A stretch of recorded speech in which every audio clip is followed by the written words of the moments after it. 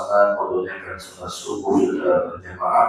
Dalam sebuah hadis Nabi Muhammad SAW bersabda, "Man shalla al-fajr fi jama'ah wa huwa jinnatillah." Siapa orang yang menunaikan sholat subuh secara berjamaah, maka ia berhak mendapatkan penjagaan perlindungan langsung dari Allah Subhanahu wa Ta'ala. Sampai kapan Allah anugerahkan perlindungan tersebut? Hatta yumsi'a, sampai di malam harinya. Mudah-mudahan kita semua akan senantiasa dijaga oleh Allah Subhanahu wa Ta'ala. Salawat dan salam semoga tetap tercurah kepada baginda Nabi Muhammad sallallahu alaihi wasallam dengan ucapan Allahumma shalli ala sayyidina Muhammad wa ala ali sayyidina Muhammad.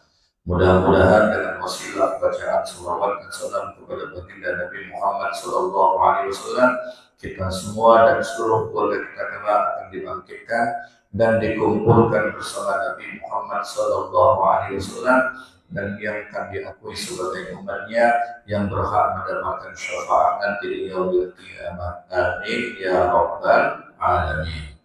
Hari ini di hari Ahad yang ketiga, sebagaimana biasa rutinitas kita dalam setiap Ahad awal sampai Ahad keempat, itu insya Allah akan diadakan rutinitas kegiatan mau'izatul hasanah ataupun nasihat, tentunya nasihat ilmu agama dan termasuk santapan rohani. Mudah-mudahan apa-apa yang akan kita dengarkan pada pagi hari ini akan bermanfaat, akan membekas di dalam kehidupan kita sehari-hari untuk kita amalkan insyaallah ta'ala.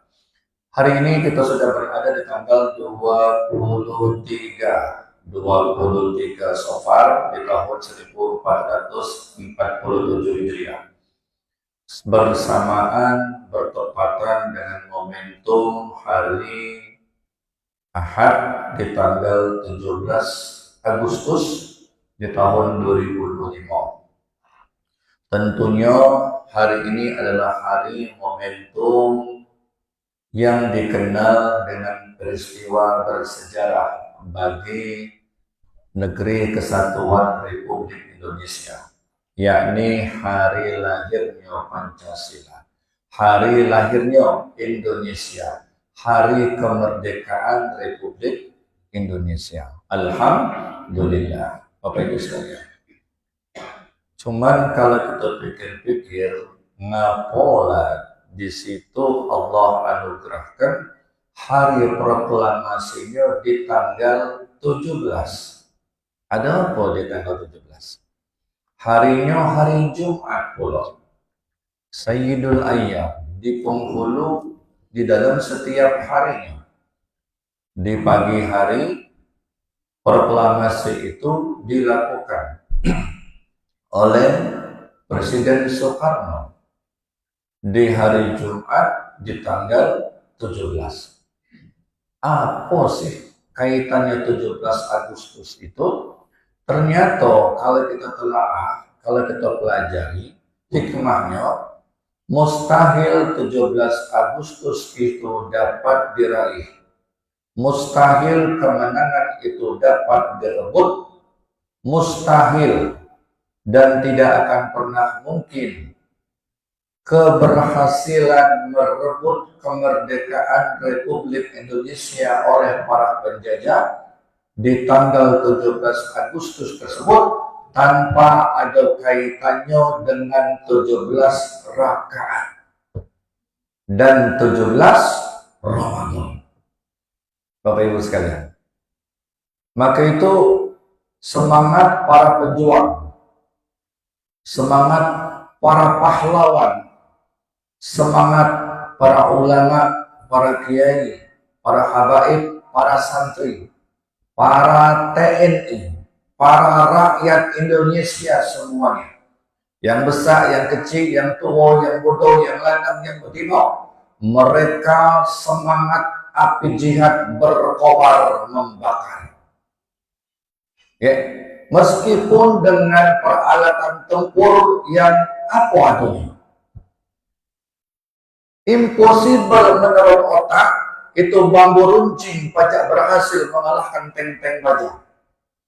Mana mungkin rasio menurut kebiasaan tidak akan pernah bisa kalau bambu runcing alat perang yang seadanya pacak meluluh lantakan pasukan para penjajah. Tetapi dengan semangat juang yang di situ terbakar semangat api jihadnya. Karena mereka tentunya tidak terlepas daripada 17 rakaat yang mereka lakukan. Bapak Ibu sekalian, semangat api jihadnya berjuang, berkobar, membakar, pantang surut, mundur ke belakang. Ketika kalimat takbir itu diucapkan Allahu Akbar dengan slogan Ish kariman al-mut syahidan, hidup mulia atau mati syahid.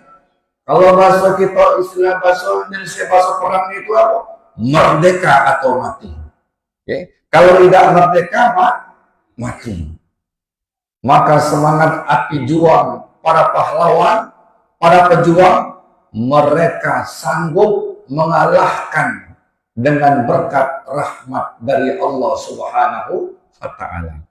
Maka itu tentunya tidak terlepas dari yang namanya 17 rakaat.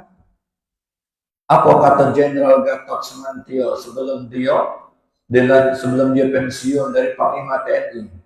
Ternyata resep azimah. Kalau bahasa kita ini nyebut jimat. Jenderal Sudirman pacak membakar semangat para pejuang itu adalah satu, tidak pernah lepas daripada sholat tahajud. Selain dia sholat 5 kali sehari semalam, bukan 5 kali, bukannya 5 hari sekali, bukan. Kita ini kalau dengan ceramah subuhnya agak bawaan hantu. Ustaz ngomong 5 hari sekali, bukan 5 hari sekali. Bawaan belum ngopi ini memang agak nyambung. 5, kenapa lanjut salah ngomong sih? 5 kali sehari. 5 kali sehari, bukan 5 hari sekali, bukan. Selain 5 kali sehari, tapi di situ juga Jenderal Sudirman tidak melepaskan syariat selain qabliyah ba'diyah. Di situ beliau selalu mendawamkan sholat sunat tahajud. Bapak Ibu sekalian. Dan juga tidak terlepas daripada itu beliau sering mengamalkan puasa sunnah. Puasa sunnah. Ingatlah, ketika Jenderal Sudirman kita dengar rekaman videonya itu, nunjuk pidato Pak, merinding kita dengarnya. Beda dengan sekarang. Ingat sekarang ini, ada tak geterang, greget setrumnya itu. Kalau dulu, pidato, bugung gelogar, membakar, muat kita dengarnya, yang kita lesu jadi semangat. Kalau ini Allah Alhamdulillah, lain yang jauh beda ya. Masya Allah, tabarakallah. Nah disinilah Bapak Ibu sekalian, ternyata ada hubungannya sama dengan 17 rakaat. 17 rakaat. Apa itu 17 rakaat? Inilah kalau uang dia kepengen senantiasa mendapatkan pertolongan langsung dari Allah Subhanahu wa Ta'ala, harus ada berhubungan khusus dengan Allah Ta'ala. Hubungan apa? Hubungan yang dikenal dengan bainallah, bainal abdi wa bainallah, antara hamba dengan Tuhannya. Kalau orang dalam berhubungan sama Allah Ta'ala, insya Allah pertolongan Allah itu selalu hadir di dalam kehidupannya. Nomor telepon Allah itu 24434. Nomor teleponnya. 2 sholat subuh. Zuhur sholat asar, zuhur 4 rakaat, asar 4 rakaat, maghrib 3 rakaat, dan isya 4 rakaat. 24434. Itu bukan SLJJ, sambungan langsung jarak jauh, bukan. Ini justru SLTJ, sambungan langsung tanpa jarak. Itu Bapak Ibu sekalian. Jadi sholat ini merupakan salah satu selain bukti penghambaan antara hamba dengan Tuhannya, disitulah menjadi salah satu wasilah penolong. Wasta'inu bis sabri was sholat. Dan hendaklah kalian senantiasa memohon kepada Allah dengan mohon pertolongan Allah dengan sabar dan sholat. Jadi kita tidak baca nak sholat baik kalau tidak sabar. Sabar dulu baru sholat. Atau dia sabar baik gak ada semayang. Sama juga tidak baca. Sabar, niat memang sabar, sudah sabar dan sholat. Kenapa? Kemenangan itu suatu saat pasti akan datang. Istansurullah ya surukum. Selagi seseorang itu menolong agama Allah, maka Allah yang akan menolong dia. Bapak Ibu sekalian. Nah, inilah semangat yang namanya 17 rakaat ini tidak boleh kita lupa khususnya. Kenapa? Karena 17 rakaat ini Bapak Ibu sekalian itu adalah salah satu yang telah Allah Ta'ala tetapkan kewajiban selaku seorang muslim yang berakal sehat, yang tidak gila, yang waras, kemudian yang baligh, yang mukallaf, maka dia dituntut berkewajiban untuk menunaikan sholat minimal 5 kali sehari semalam. Itu wajib. Itu wajib. Namun wajib tidak kata yang istimewa, wajib. Istimewa itu disempurnakan dengan qobliyah, ba'diyah, duha, tahajud, hajat. Kalau kita sering melakukan yang sunnah-sunnah kita sempurnakan, maka insya Allah suatu saat kalau kita butuh pertolongan itu tanpa dipinta lagi datang dengan sendirinya. Ngapa? Sangkin dia selalu berkomunikasi, berinteraksi dengan Allah Subhanahu wa Ta'ala. Yang di sini salat itu merupakan as-salatu imaduddin. Dan salat itu juga merupakan salah satu titah perintah langsung dari Allah Subhanahu wa Ta'ala yang Allah perintahkan kepada Nabi Muhammad sallallahu alaihi wasallam ketika terjadi peristiwa Isra wal Mi'raj. Perintah sholat tersebut tentunya tanpa melalui malaikat Jibril alaihissalam. Itu langsung Nabi menghadap Allah Subhanahu wa Ta'ala. Ya, sholat yang awalnya dalam hadis yang cukup panjang, tadinya 50 waktu menjadi 5 waktu. Jadilah sekarang ini Bapak Ibu sekalian. As-salatu imaduddin. Salat merupakan tiangnya agama kata Nabi. Wa man tarakaha faqad hadamat din. As-salatu imaduddin wa man aqamaha faqad aqamat din.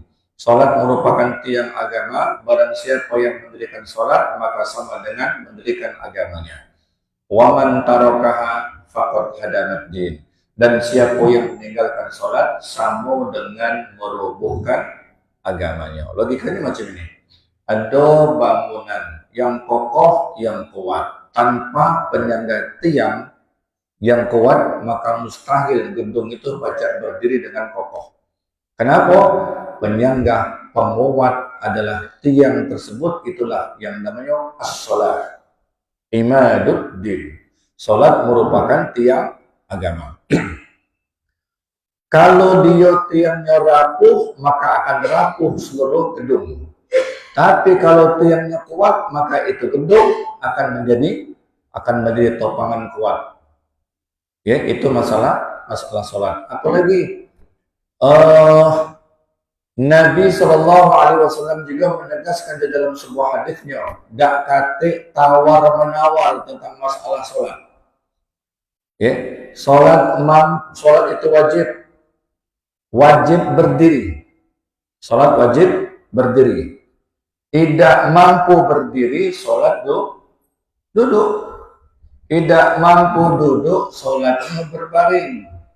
Tidak mampu berbaring, sholat dengan isyarat. Tidak mampu sholat dengan isyarat, sholat di dalam hatinya, asal lagi hidup. Tidak mampu sholat dalam hatinya, kok masjid kita semayang tadi. Kalau memang tidak mampu lagi. Jadi dak kate istilah ada yang namanya boleh meninggalkan sholat kalau lagi adu gawe dak kate. Wong Palembang ini kan tidak pernah nganggur, banyak kali. Wong Palembang paling beruntung dapat mantu Wong Palembang. Ngapa? Wong Palembang tidak pernah nganggur, makanya betua Wong dapat Wong Palembang. Karena Wong Palembang tidak pernah nganggur. Coba cek, tidak pernah nganggur. Mana kasih? Ada gawe dulu.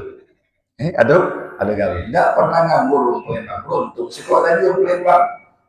Wong Palembang sekolah apalagi nggak untung. Tidak pernah rugi. Rugi mak mana tidak pernah rugi. Sekolah lagi nama bagus. Jahat ramah orang masih bagus. Maka itu plat nomor polisi Wong Palembang ini BG itu banyak gawe, Pak. Itu luar biasa. Ya, Bapak Ibu sekalian, kalau perempuan berhalangan boleh tidak sholat, bukan boleh tidak sholat, bahkan haram dia sholat. Perempuan yang berhalangan tidak wajib qadha sholatnya. Perempuan yang berhalangan, perempuan berhalangan itu minimal paling cepat begitu dia keluar darahnya langsung habis, selesai, langsung mandi. Ada juga salasatul laili wan nahar, 3 hari 3 malam. Ada juga masanya kebanyakan 7 hari 7 malam. Paling lama 15 hari 15 malam. Lebih dari 15 itu darah istihadah namanya. Penyakit terus ke mandi, walaupun dia keluar itu hukumnya darah penyakit. Najis, ya najis hukumnya. Cuma sebelum dia sholat, pastikan dia bersih dulu, maka silakan dia sholat. Bapak Ibu sekalian, itu maksimal 15 hari kalau perempuan. Kalau dia masih keluar dengan sebab apa yang dikonsumsinya atau suntikan KB, misalnya kadang-kadang membuat menjadi penyebab sehingga headnya tidak lancar. Tapi kalau lana halangan aku udah kasih halangan, yang namanya sholat wajib. Maka itu dalam fikih, Bapak Ibu sekalian, kalau kita sholat dalam keadaan duduk atau pakai kursi, wajib kalau dia pacak tegak, ketika takbirnya itu diusahakan tegak. Kenapa? Karena rukun sholat yang wajib adalah salah satunya al-qiyamu 'alal fardi, al-qiyamu 'alal qadri fil fardi. Wajib berdiri bagi yang mampu berdiri tatkala menunaikan sholat wajib, sholat fardu. Tegaknya deh, kalau baca tegak. Tapi kalau uang di kursi roda kita suruh tegak, ada baca, jangan dipaksa. Kalau uang baca berjalan, minimal takbirnya tegak. Allahu Akbar. Itu baru duduk dia. Z. Nah, baru duduk, tak kuat tegak misalnya. Boleh. Jadi ada galau kemudahan. Bapak Ibu sekalian. Nah, itu masalah sholat tadi ya, bagi laki-laki.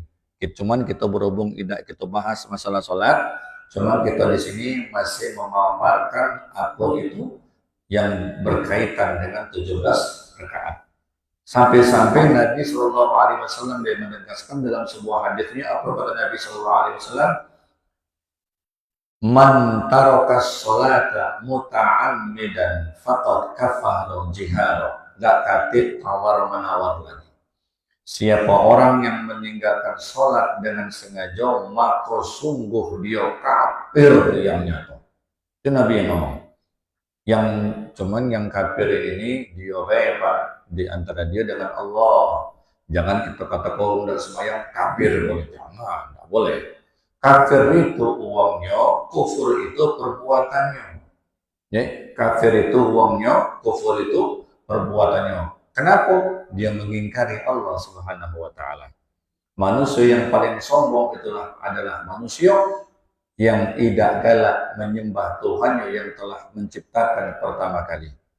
Ya, iblis lagi masih sujud, cuman ketika diperintahkan sujud kepada Nabi Adam, iblis tidak galak.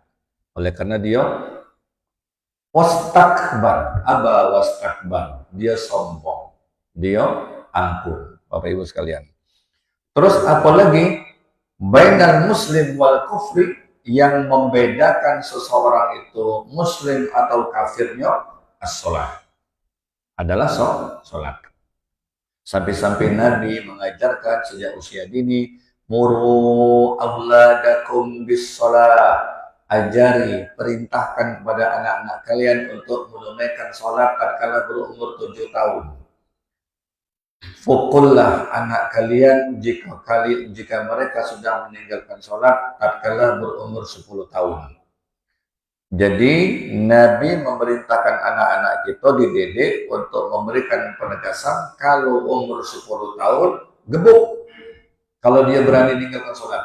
Gebuk di sini bukan untuk menzalimi, bukan untuk menyakiti, tapi memberikan pendidikan yang tegas. Jangan pernah bermain-main dengan yang namanya sholat. Kalau Allah sudah ditinggalkan, apalagi yang lain. Ya, maka itu sholat sudah dibiasakan sejak usia dini. Kalau sudah usia dini dia dibiasakan, insya Allah lambat laun dia masuk usia anak-anak dewasa, wong tua sampai usia tua dia sudah terbiasa tidak meninggal ke sholat lagi. Tapi kalau lompat 50 tahun, 60 tahun orang nak sembahyang, itulah sudah berat rasanya. Itulah sudah berat. Jebaknya ngomong, mainnya pulak kau ni. Nanti dia apa hidup kau ni? Dia anak ngomong, mak ni aku sembahyang, bapak tidak sembahyang. Nah, apa menunjuk contoh yang tidak benar. Ya, jadi di sini sejak usia umur 7 tahun boleh diajarkan anak itu untuk sholat. Boleh dibawa ke masjid? Boleh. Bawa ke musola? Boleh. Cuman dengan catatan. Anak-anak yang dibawa ke masjid, ke musola, pastikan itu anak sudah dikhitan. Sudah disunat. Kenapa? Kalau anak melok barisan uang saf di dalam sholat, itu sama dengan memutus barisan saf. Kok bisa memutus barisan saf? Bisa. Karena dalam fikih, menurut mazhab Imam Syafi'i, anak itu dia masih menyimpan di kulitnya itu najis. Masih menyimpan najis. Tahu di kulup ya? Kulup itu kan, maaf ngomong tuh, qata'ul qalfah. Kalau khitan itu yang dipotong itu kulitnya. Nah kulit itu yang banyak bakteri. Nyimpen kotoran, sisa banyak kencing. Nah ini anak yang belum disunat, jangan melok barisan wong tua. Ini kadang-kadang adonnya wong tua ini mau ngendong malah. Bawa ke barisan saf. Boleh tak? Boleh, kalau lah sudah disunat. Kedua, pastikan anaknya tidak nakal. Ya? Kalau sudah disunat, boleh. Kalau belum disunat, jangan. Di kondisi kebet, taruh di belakang. Oh ya Ustaz, Nabi dulu kan waktu sholat pernah dinaikkan oleh cucunya Hasan Husain. Naik, Nabi lagi sujud, dipanjatkan oleh Sayyidina Hasan dan Sayyidina Husain. Betul. Jadi, kenapa tidak boleh? Kan boleh, beh. Anak jawab, ketika Sayyidina Hasan dan Husain naik di atas punggung Nabi, di situ dilakukan bukan di masjid tapi di rumah. Kedua, Sayyidina Hasan dan Husain itu dia dikhitan sudah berumur waktu lahir 7 hari sesudah lahirnya. 7 hari. 7 hari ke-7 ketika dia lahir, dia akikahkan, sembelihkan kambing, diinjuk nama, diresmikan namanya, dikhitan pada hari ke-7. Anak kita, cucung kita, kadang-kadang SMA baru disunat. Lagu kumisan. Ada nih Pak kejadian Pak kami. Bukan cuma, maaf, 4 Kamis boleh dari situ. Lah tua bangko. Betul, sudah punya anak. Tidak tahu mana cara ngumur anak, bingung juga. Tidak galaknya nih. Wallahu alam sampai mek nyari. Cuma itu ada penyakit. Kami pernah ceramah diundang di hotel di Arus Sukabangun situ. Ada syukuran anak khitan. Waktu itu dia memberikan kata sambutannya, itu anaknya umur baru belum 40 hari lagi khitan. 40 hari habis lahir. Kenapa dia khitan? Dia konsultasi ke dokter, ternyata anak ini ada kelainan di kantong kemih, di ininya, apa namanya, di kemaluannya nih. Setiap kali dia kencing sakit. Apa istilah ilmu dokter juga tidak ngerti kami. Uji dokter ngomong, Bapak galak tidak kalau anaknya kita khitan, kita sunat ya bang. Dok, yang benar beda. Tak dok, baru 4 hari. Iya, kalau Bapak galak. Lebih bagus lagi Pak, uji dokter ngomong. Pinter buat dokter tuh. Aman Pak? Aman, insya Allah. Apa Bapak Ibu sekalian terjadi? Begitu dikhitan, benar. Tidak lagi sakit. Budak tuh sehat ya. Hikmah khitan itu apa? Yang pertama, mengikuti sunnah Rasulullah Sallallahu Alaihi Wasallam. Yang kedua, kebersihan. Yang ketiga, kesehatan. Yang keempat, kesucian. Yang kelima, nailul ladha. Supaya asyik nikmat ketika berhubungan suami istri. Ya, maka itu uang-uang mata sipit dikhitan, disunat dia. Mendak percaya, coba tanyalah. Mendak percaya jengok aja bang. Kalau tak percaya. Iya, uang mata sipit itu Pak. Dia tahu hikmahnya, sehat dikhitan itu. Banyak sehat. Kesehatan, kebersihan. Dan yang kelima, nailul ladha. Ya, untuk mencapai kebahagiaan hubungan suami istri. Itu hikmah khitan. Nah, itu dari ceritanya. Jadi, bukan tidak boleh dibawa anak, boleh tapi dikondisikan. Apalagi kalau ketemu anak yang nakal. Ya, bukan tidak boleh, boleh. Pernah kan viral di video? Ada bapak-bapak sholat duduk sakit, lah tua sudah. Di video itu, begitu bapak sholat tegak, dia baca tegak, tapi ketika rukuk sama sujud duduk tidak baca. Apa yang terjadi? Budak itu aktif, yang super aktif, hiperaktif sudah. Akhirnya bapak itu dia dari apa? Sujud, tidak dari tegak, kemudian dia nak duduk, ditariknya sama anaknya, tersungkem. Nah ini kita harus bisa juga mengkondisikan anak, bukan tidak boleh, boleh, tapi pacak-pacak kita mengkondisinya, Bapak Ibu sekalian. Nah itu tentang masalah 17 rakaat, masih banyak pemaparannya. Ada lagi yang namanya 17 Ramadan. 17 Ramadan itu tentunya juga berkaitan dengan 17 Agustus. Kenapa? Karena 17 Ramadan itu adalah Yaumal Furqan, Yaumat Taqal Jama'an. Hari diturunkan Al-Quran adalah hari dipertemukan kedua pasukan. Apa maknanya? Ulama ahli tafsir di situ berpendapat sepakat jumhur ulama ketika Allah turunkan Al-Quran itu terjadi dipertemukan kedua pasukan. Pasukan muslim dan pasukan kafir yang dikenal dengan perang Badar. Siang hari perang, malam harinya diturunkan Al-Quranul Karim. Kenapa? Karena pedoman pegangan kita adalah Al-Quran. Termasuklah meraih kemenangan itu tentunya tidak terlepas daripada perang 17 rakaat dan malam diturunkan Al-Quran, yakni malam 17 di bulan Ramadan. Bapak Ibu sekalian, banyak macam sejarah, tarikh, kemudian di dalam Al-Quran itu ada semangat idza jaa nasrullahi wal fath. Ya. Dan juga ada ayat yang tadi istansurukallaha yansurukum.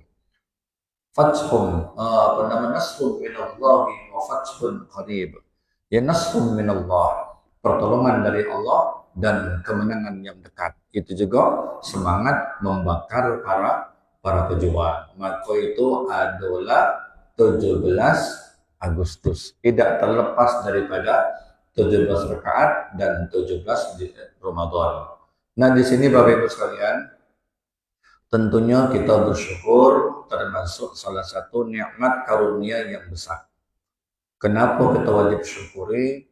Kalau kita masih dijajah, kita tidak pacak melakukan aktivitas sebagaimana biasa yang kita lakukan. Ya, pecah di Palestina sampai akhirnya belum selesai, masih terus digempur oleh Israel. Mereka itu tidak nemu lagi yang namanya makanan, susah, boro-boro model macam ini. hari raya kurban kita syukuran, mereka ada ketemu lagi yang model macam itu, yang mereka dengar setiap saat setiap waktu, boom boom, makanan aduh, listrik mati, baru udah kati, tapi mereka masih berjuang. Maka itu kita patut syukurilah, ya, patut kita syukuri. Alhamdulillah, man lam yashkur ala na'mai, siapa orang yang bersyukur atas nikmatku, walam yasbir alal balai, dan siapa yang gak bersabar atas bara yang aku berikan timpakan kepadanya, falyakhruj min tahtis samai, maka disilahkan dia keluar dari bawah langitku ini, wal yatlub rabban siwaya, dan silahkan cari Tuhan selain aku, kata Allah Ta'ala. Kalau uang tidak kalah bersyukur dan uang tidak kalah bersabar, jadi kita patut syukuri. Cuman kadang-kadang cara mensyukuri kita ini yang salah. Cuman cara mensyukurinya, kita mulut ada syukur fil lisan, mulut mengucap alhamdulillah, kemudian af'alun bil arkan, dibuktikan dengan perbuatan. Apa perbuatan yang kita syukuri itu? Tentunya melakukan segala perintah, ya, kepada yang memerintahkan untuk syukur tersebut. Misalnya mana? Dinjuk harta, kita bersyukur, mulut ucap alhamdulillah. Tapi harta itu juga tidak dihabiskan untuk pribadinya, tetapi juga disisihkan sebagian harta itu ke jalan Allah. Dinjuk pangkat, jabatan, kedudukan, tidak angku, tidak sombong, tidak congkak. Dia semakin jadi orang pengayom, pelindung, pelayan bagi orang-orang yang memerlukan pelayanan. Itu namanya syukur. Dinjo ilmu, dia semakin membimbing uang-uang yang memang memerlukan bimbingan. Itu namanya syukur, dan lain sebagainya. Termasuk kita ada acara syukuran di rumah misalnya, walimatul khitan, akikah, tasmiyah, atau walimatul urus, pernikahan.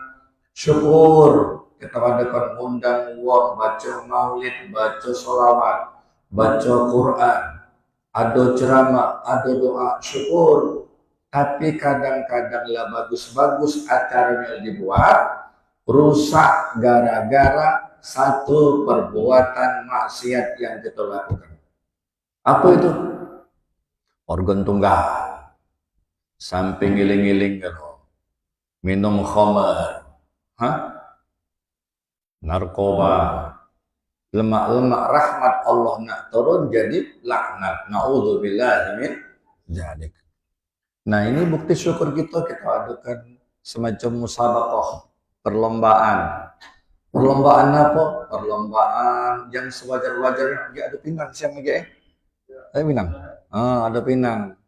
Alhamdulillah, hiburan anak-anak supaya anak ini memberikan spirit, semangat, dia senang berebut ini, berebut itu, main kelereng mana pun, udah apa-apa, udah jadi masalah, Pak. Bagus kalau gawe-gawe itu, selagi tidak keluar di dalam koridor syariat.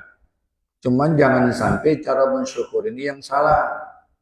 Kalau pacak, lebih banyaklah perlombaan yang baik-baik, memotivasi selain anak bangsa kita ini, juga memotivasi bapak-bapaknya juga semangat, lebih semangat belajar. Misal, apa itu? Perlombaan pembacaan maulid berjanji, kita wadukan, atau pembacaan memimpin tahlil misalnya, atau praktek imam sholat jenazah misalnya. Itu kan untuk memotivasi. Jadi bukan anak-anak baik, ada lomba azan, ada lomba tahfiz, ada lomba lap ini, bla bla bla bla. Juga kalau baca umum dewasa, ibu-ibu main rebana misalnya, memotivasi semangat dan lain sebagainya. Jadi agak dikurangi baik. Apa itu? Misalnya kata manfaat ini misalnya jangan singgung tapi maaf. Ini misal misalnya gap, ini misal Kalau nak dibuat gap juga tidak apa-apa. Cuman kami saran kalau baca hadiah utamanya kain kapan. Supaya perlengkapan kain kapan supaya banyak ingat mati. Ngapa banyak ingat mati? Supaya hidup kita ini jangan ladas ego, kaget lidas. Betul Pak? Iya, kira-kira cek, kita ini saling ingat, bukan nggak boleh, boleh. Ya cuma ingat, jangan lupa baca. Ya, tambah plus kain kapan. Ingat ke mati loh. Maksud kami itu, kalau ada yang manfaatnya silahkan. Cuman kira-kira ada kata manfaatnya sia-sia belaka, aduh, kita tidak pernah tahu kapan kita mati, lagi apa kita mati, di mana kita mati. Kayak nah. Viral kayak video nih setelah Agustus ini. Jengoklah kayak kejadian ini. Apa weh? Ada yang nyampak dari Batang Pinang, melebuk, mati. Insya Allah kita tidak ada berlindung sama Allah Ta'ala. Makanya apa-apa itu berdoa dulu Bapak Ibu sekalian. Ada, mungkin macam-macam lah. Tidak usah kita minta yang demikian. Memang mati itu di mana baik. Cuman di sini kalau baca ada sesuatu hal yang berfaedah, yang bermanfaat. Bukan tidak boleh, boleh. Kalau karaoke bisa boleh, boleh sewajar-wajarnya baik. Asal jangan tidak katik minuman khamar, tidak katik yang namanya narkoba, tidak jadi masalah. Ya, Bapak Ibu sekalian. Jadi segala gaya baik, fadol silahkan. Kalau bisa. Jadi kita tuh cara mensyukurinya, mana caranya menjadi penyebab wasilah turun rahmat dari Allah. Jangan menjadi wasilah turunnya laknat dari Allah Subhanahu wa taala. Kalau kita berbuat baik, selain rahmat turun, para pahlawan, para pejuang, mereka itu bersyukur, senang dunia. Tapi sebaliknya kalau anak bangsa mereka pesta pora dengan bermaksiat, uang pejuang-pejuang itu dia nangis seluruhnya, sedih nengok anak bangsa. Aku tidak pernah nyangka katanya. Kenapa? Kata Nabi, innal mayyit yu'adzibu bibuka'il hayyi alaih. Mayit di dalam kubur itu akan disiksa oleh Allah Ta'ala dengan sebab kelakuan yang lagi hidup.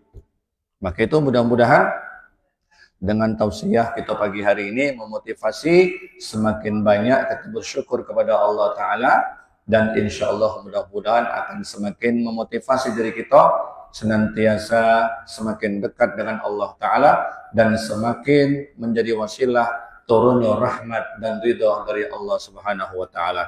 Mari kita sama-sama membaca Fatihatul Kitab kepada para pahlawan, kepada para pejuang. Mudah-mudahan Allah Subhanahu wa Ta'ala menempatkan mereka semua khususnya yang beriman, karena tanpa mereka tentunya kita tidak akan bisa berhasil merdeka sekarang ini. Dengan sebab mereka lah mereka rela mengorbankan keluarga mereka, mengorbankan harta mereka, bahkan mengorbankan tumpah dan darah mereka, mengorbankan nyawa mereka. Maka itu kita baca Fatihah kepada mereka, yang para gugur khususnya yang beriman, mudah-mudahan ditempatkan di dalam surganya Allah Subhanahu wa Ta'ala. Ala hadhihi niyyah wa ala kulli niyyatin shalihatin maqbulah. Al-Fatihah. A'udzu billahi minasyaitonir rajim. Bismillahirrahmanirrahim. Alhamdulillahi rabbil alamin arrahmanir rahim maliki yaumiddin iyyaka na'budu wa iyyaka nasta'in. Ihdinas siratal mustaqim. Siratal ladzina an'amta 'alaihim ghairil maghdubi 'alaihim waladdallin. Amin. Sebelum tutup dengan doa, mungkin ada yang nak ditanyakan seputar yang dibahas atau di luar itu dipersilakan. Silakan bagi bapak-bapak atau ibu-ibu yang mau bertanya, kita pilih untuk 2 pertanyaan. Monggo silakan dari bapak-bapak, ada yang bertanya di luar tema kita ataupun ibu-ibu.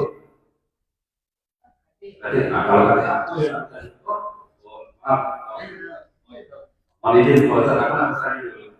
Ini kan namanya anak-anak Ustaz. Jadi kalau kita sholat sunnah sendirian, setelah kita taruh suproma ini tentang yang sholat tadi, tiba-tiba anak-anak ini lah nak lewat. Itu ada 3 pilihan, Ustaz. Pilihan pertama, kita juga dengan kaki, jangan sampai lewat. Pilihan kedua, itu biar tetap sholat. Atau pilihan ketiga, kita batalkan, kita mulai ulang lagi. Yang mana yang paling afdal, Ustaz? Terima kasih. Siap. Baik anak-anak atau penunggang dewasa, kalau dia lewat, kita sudah letakkan pembatas di situ di depan, maka jangan pakai kaki. Ngangkat ke bumi batal sholatnya indah Syafi'iyah. Yang ngangkat kaki ke bumi itu batal sholatnya menurut mazhab Imam Syafi'i. tapi pakai tangan. Nah, tahan dia. Pakai tangan. Boleh ada keterangannya. Jadi pembatas. Kalau pakai tangan model macam ini, dia masih lewat ego, tidak salah kita lagi. Dan jangan kita batal ke biarlah. Tapi kalau kita sholat di Mekah, Madinah, dapat urusan, lewat penyewa kita langkah, karena sedikit tidak wala kita. Kalau di sana, karena di sana tidak berlaku lagi. Di sana sudah madzhabul arba'ah, 4 mazhab yang dipakai. Jadi kalau kita di sini pada umumnya silahkan ditahan, jangan dibatalkan sholatnya, jangan juga tahan pakai kaki, tapi tahan pakai tangan. Ketika kita tahan pakai tangan, dia masih lewat, sudah tidak salah itu lagi. Jadi kita harus tahu juga batas itu yang boleh dilewatkan sama dengan tempat sujud itulah. Kapan di depan sini boleh, tidak apa-apa. Misalnya ini nih batas dia sujud di sini, artinya kita melewati sini tidak boleh. Bihormati sholat, menghormati uang yang sedang sholat. Tapi lewat di sini boleh, tidak apa-apa. Itu Pak Soni. Apaan? Habis baterai kalau.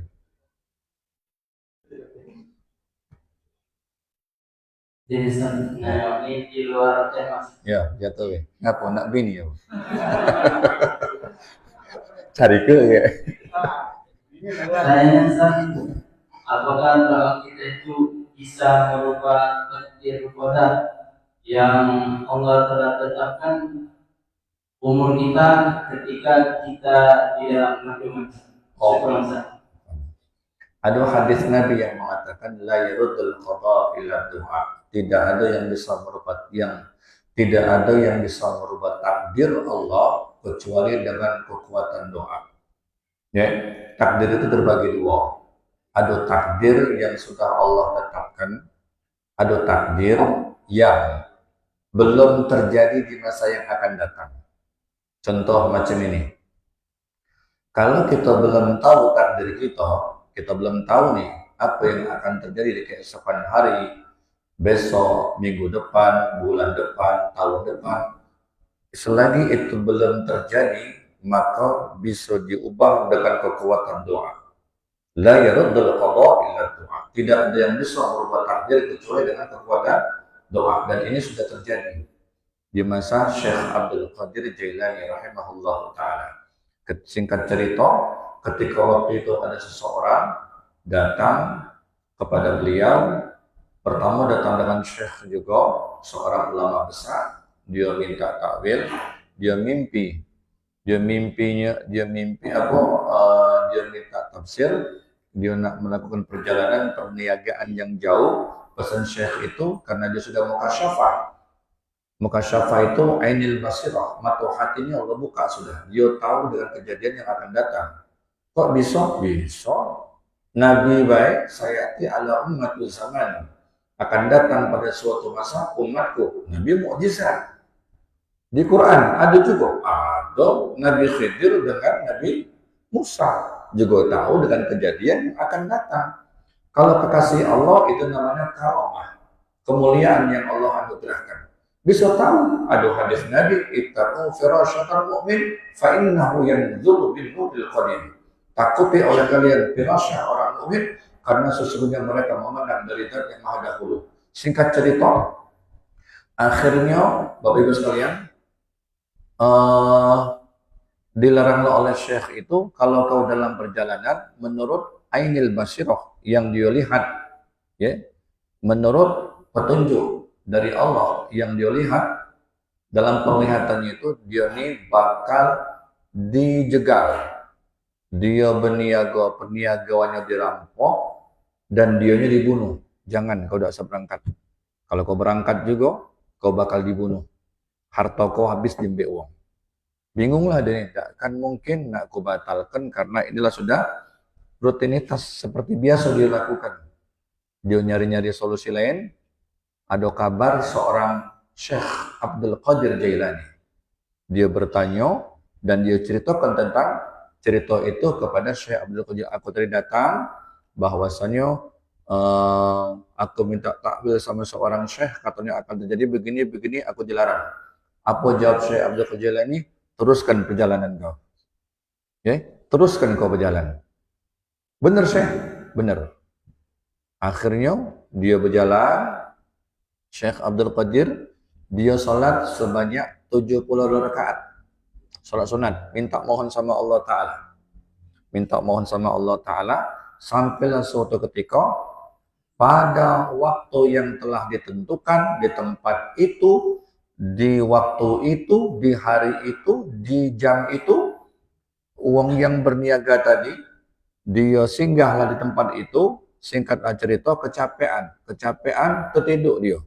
Dalam tidurnya dia mimpi, kalau dia dirampok, hartanya diambil, dia dibunuh. Begitu dia nak dibunuh, terbangun, keringat dingin dia.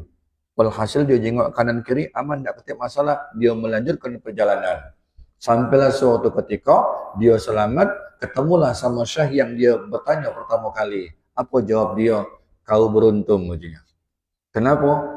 Dengan sebab karomah Syekh Tuan Abdul Qadir Jailani, takdir yang seharusnya kau akan dapatkan musibah di hari itu, Allah ubah menjadi cuman sebatas mimpi kau. Cuma sebatas mimpi. Dengan sebab apa? Dengan sebab kekuatan doa yang dilakukan. Jadi di situ kalau dia belum terjadi, itu belum bisa dikatakan takdir. Nah, ketika kita di dalam kandungan misalnya, kita tidak cara minta, Maman. Ketika ditiupkan, dalam hadis kan dijelaskan, ketika ditiupkan ruh di dalam rahim kita, sudah Allah tetapkan rezekinya, jodohnya, balanya, mautnya, sudah. Betul. Mati pasti. Rezeki pasti. Ya, termasuk bini belaga, bini cantik juga sudah Allah takdirkan. Cuman tugas kita syariat juga harus kita cari. Mungkin kita tidak ada cari, tidak dapat. Jadi kalau cek itu kan, jadi kita cari. Kenapa? Al-insanu bitafkir. Manusia itu cuma wajib berusaha. Wallahu bitadbir. Tapi Allah lah yang menentukan. Uang yang berhasil, uang yang berusaha, lagi tidak wajib berhasil, apalagi uang yang tidak berusaha. Jadi singkatnya cerita, takdir yang belum terjadi itu pacak diubah sesuai dengan keterangan yang tadi. Dengan hadis tadi ya, dengan kejadian tadi. Tapi ketika itu sudah terjadi, tidak pacak diubah. Contoh, apa yang terjadi? Disebut dengan film mati yang sudah terjadi yang lalu. Yang kita alami, tidak pacak lagi diulang. Kenapa? Sudah terjadi. Ya sudah terjadi. Misalnya kita dulu masuk ke lembah yang hitam misalnya kan. Misalnya. Tidak pacak diulang. Sudah terjadi sudah. Hari ini tidak sama dengan hari kemarin. Dan tidak akan pernah sama dengan hari berikutnya. Ya, mungkin juga harinya sama, hari Ahad. Tapi Ahadnya tidak sama. Karena waktu tidak pacak diulang. Nah, yang belum terjadi, kita tinggal minta mohon kepada Allah Ta'ala. Makanya kita harus banyak-banyak berdoa supaya Allah karuniakan yang baik di dalam kehidupan kita. Wallahu a'lam bishawab. Ada lagi tak? Iya, ya tadi. Assalamualaikum warahmatullahi. Iya, salat sirah.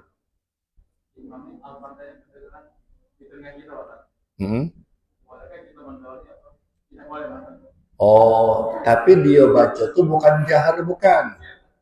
Tapi kekuatan. Oh, itu tidak ngerti urusan.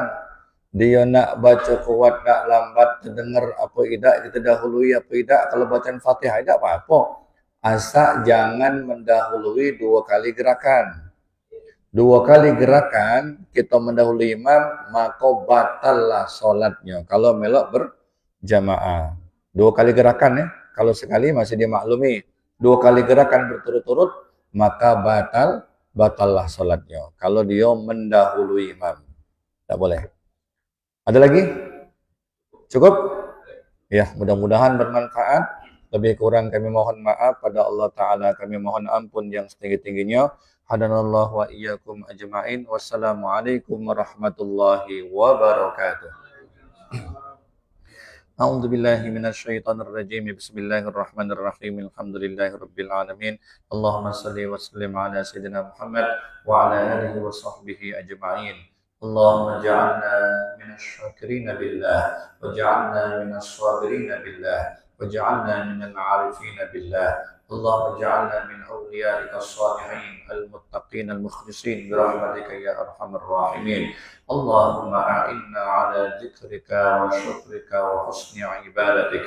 اللهم إنا نسألك فهم النبيين وحفظ المرسلين وإلهام الملائكة المقربين. اللهم أغننا بالعلم وزينا بالحلم وأكرمنا بالتقوى وجملنا بالعافية برحمتك يا أرحم الراحمين.